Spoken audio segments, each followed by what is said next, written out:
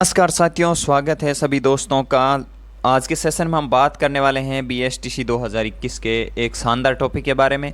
जैसे कि आपके बहुत सारे मेरे भाइयों के और सवाल आए थे, बहनों के, कि सर इम्पोर्टेंट टॉपिक बताइए कि कौन कौन से टॉपिक हम पढ़ें ताकि हम कम समय में ज़्यादा से ज़्यादा नंबर ला सकते हैं। जितने भी हमारे BSTC रिलेवेंट सब्जेक्ट आते हैं, जैसे राजस्थान जी के, रीजनिंग, हिंदी हो गई, आपकी शिक्षण अभिक्षमता हो गई, तो इसमें ऐसे कौन से टॉपिक है जो बहुत ही इंपॉर्टेंट है और जिससे ज़्यादा से ज़्यादा क्वेश्चन आते हैं, हाँ, तो उन पर हमें कैसे गौर करना है और कौन कौन से टॉपिक हमें पढ़ने हैं। इसके साथ ये एक बहुत बड़ा आज अनाउंसमेंट है, तो आपको वीडियो को अंत तक ज़रूर देखना है। चैनल पर नए हैं तो सब्सक्राइब ज़रूर कर देना, लाइक ज़रूर कर देना। तो चलिए शुरू करते हैं।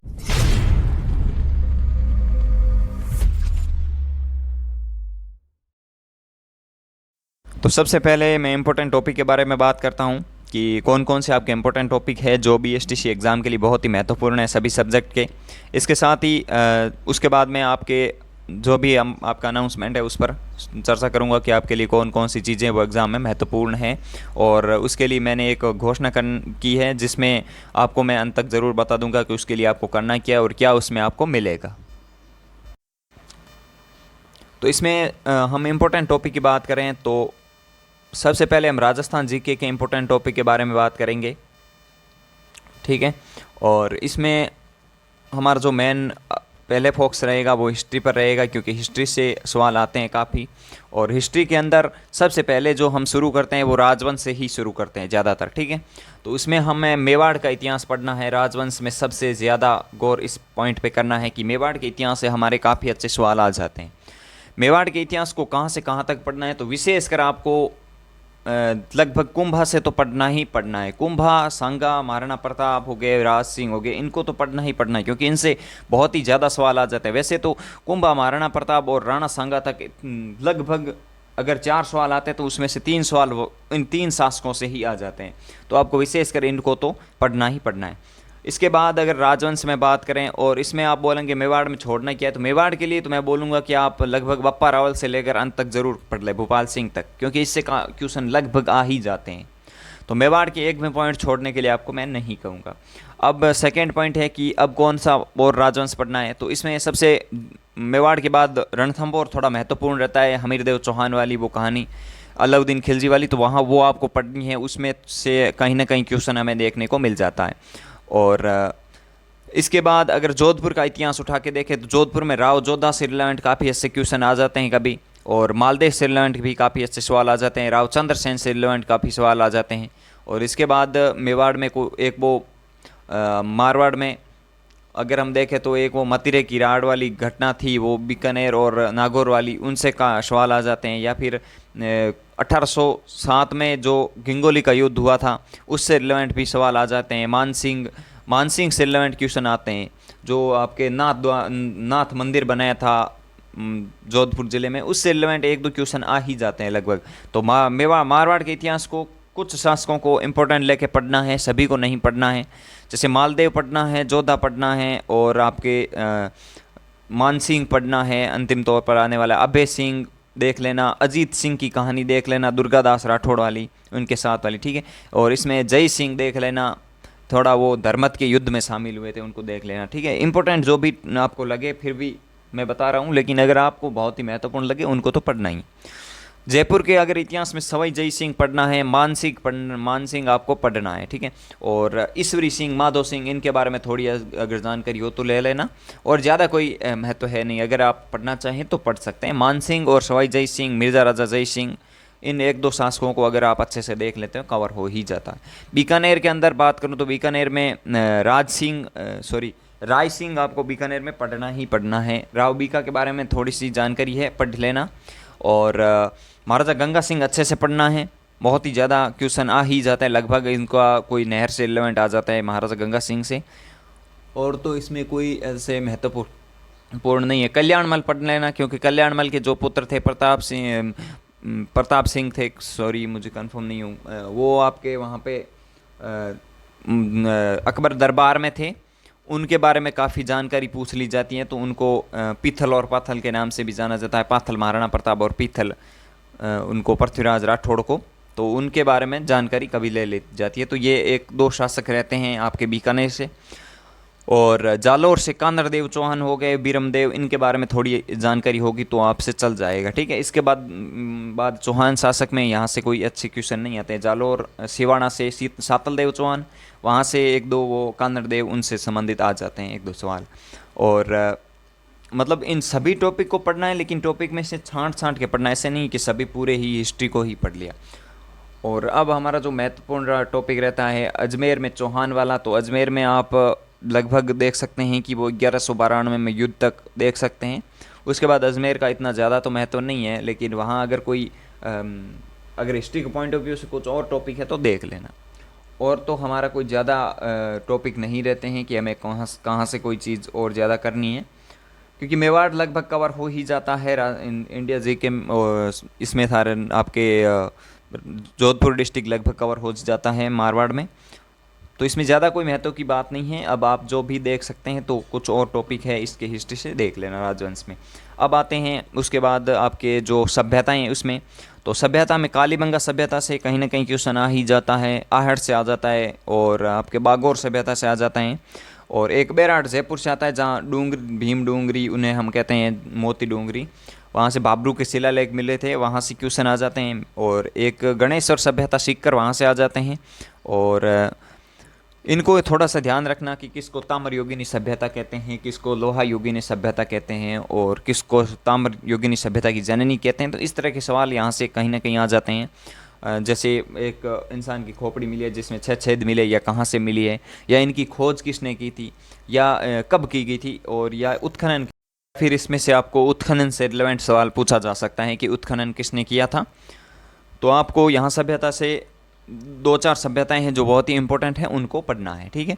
और फिर यहाँ पे शिलालेख में अगर देखना चाहे तो बसंतगढ़ का शिलालेख हो गया, या फिर आपके जो बिजोलिया का शिलालेख है, या जोधपुर का घटियाला का शिलालेख है, इस 2-4 को देख लीजिए। जैसे कीर्ति स्तंभ प्रशस्ति हो गई, और एक जैसे आपके रणकपुर जैन मंदिर वाली प्रशस्ति है, या फिर राज सिंह द्वारा निर्मित वो राजसमंद झील पर लिखी गई प्रशस्ति है, उनको देख लेना। उनसे कोई सवाल आ जाता है, लेखक कौन था, महेश भट्ट था, कात्री भट्ट था, इस तरह के सवाल। तो इसमें थोड़े थोड़े टॉपिक आपको देखने हैं, ठीक है। और अब मेन पॉइंट आता है हिस्ट्री कहाँ से ज़बरदस्त तरीके से शुरू करनी है। तो अगर ढंग से शुरू करनी है और सबसे ज़्यादा अगर नंबर लाने हैं राजस्थान जीके में, तो आपको शुरुआत करनी है 1857 की क्रांति से। अब 1857 की क्रांति से लेकर 1949 तक, 50 तक, सब कुछ, 1956 तक कहूँगा, सब कुछ पढ़ लेना है। इसमें एक भी पॉइंट आपको मिस नहीं करना है। लगभग 1857 की क्रांति कंप्लीट हो गई, प्रजामंडल कंप्लीट हो गया, किसान आंदोलन कंप्लीट हो गए, जनजातीय आंदोलन कंप्लीट हो गया, और लगभग 1956 तक का राजस्थान का राज प्रमुख का पद कब गठित किया गया था, राज्यपाल का पद कब गठित किया गया था, और मत्स्य संघ कब बना था, पूर्व राजस्थान कब बना था, राजस्थान संघ कब बना था। तो इतने जितने भी आपके सवाल है, राजस्थान नाम कब दिया था, किसने दिया था, पहली बार राजपुताना नाम किसने दिया था, रायथाना केंद्र, तो इस तरह के सवाल आपको तैयार बहुत ही ज़बरदस्त तरीके से करना है। महत्वपूर्ण व्यक्तित्व है, महत्वपूर्ण महिलाएं, इस तरह के सवाल इससे तैयार कर लेते हैं, तो आपकी हिस्ट्री और राजस्थान की क्लियर हो जाती है। जोग्राफी की बात करूं तो जोग्राफी में आपको अगर देखा जाए तो भौतिक विभाग से सवाल आ जाते हैं, जैसे अरावली पहाड़ोती क्षेत्र हो गया, पूर्वी मैदानी प्रदेश हो गया, और पश्चिमी मरुस्थलीय प्रदेश हो गया। इसमें से अगर बालू का स्तूप से रिलेवेंट कोई एक दो सवाल आते हैं तो पश्चिमी मरुस्थल से आ ही जाते हैं, और नदियाँ से सवाल आते हैं।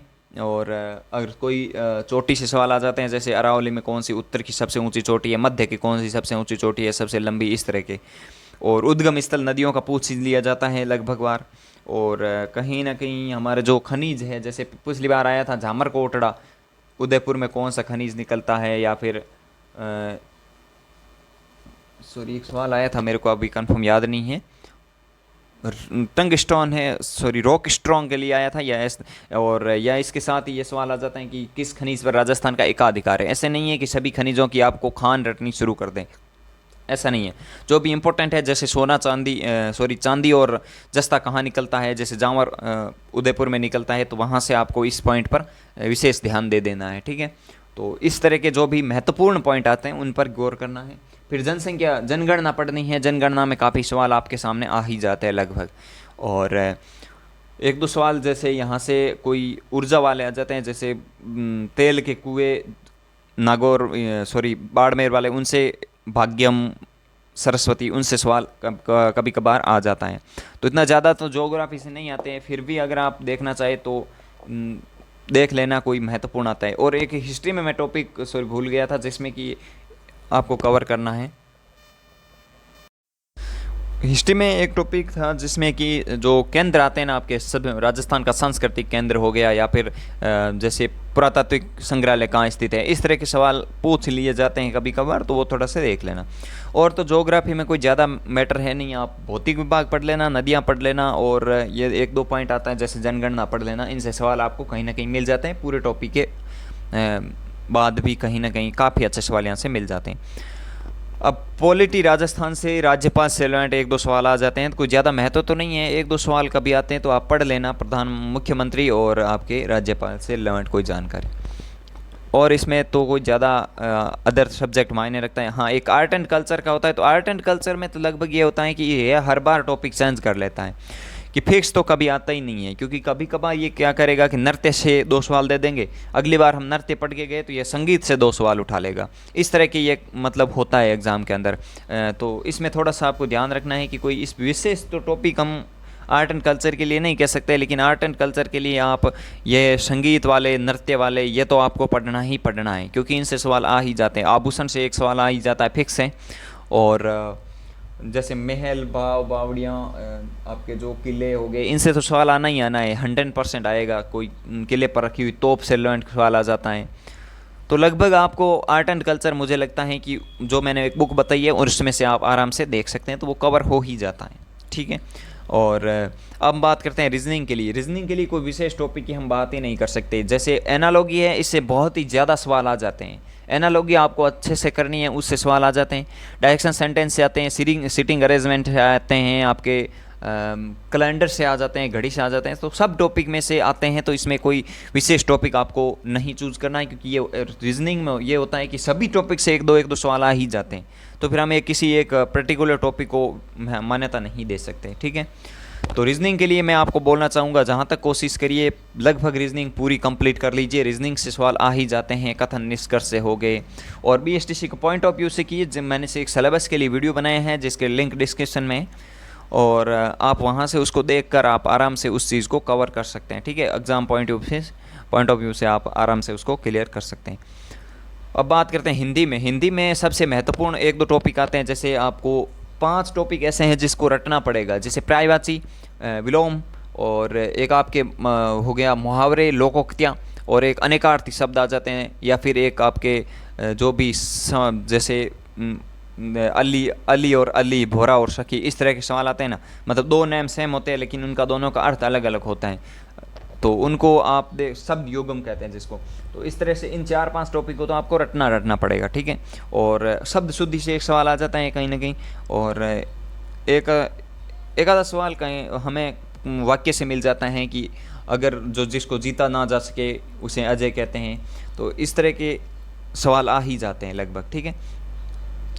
और हिंदी में सबसे ज़्यादा संधि, समास, उपसर्ग, प्रत्यय, ये बहुत ही ज़्यादा रोल अपना अदा करते हैं। संज्ञा से रिलेवेंट सवाल इतने ज़्यादा नहीं आते हैं, समास से भी कभी सवाल बहुत कम आते हैं, कभी आते हैं तो आते हैं, ज़्यादा नहीं आते, ठीक है।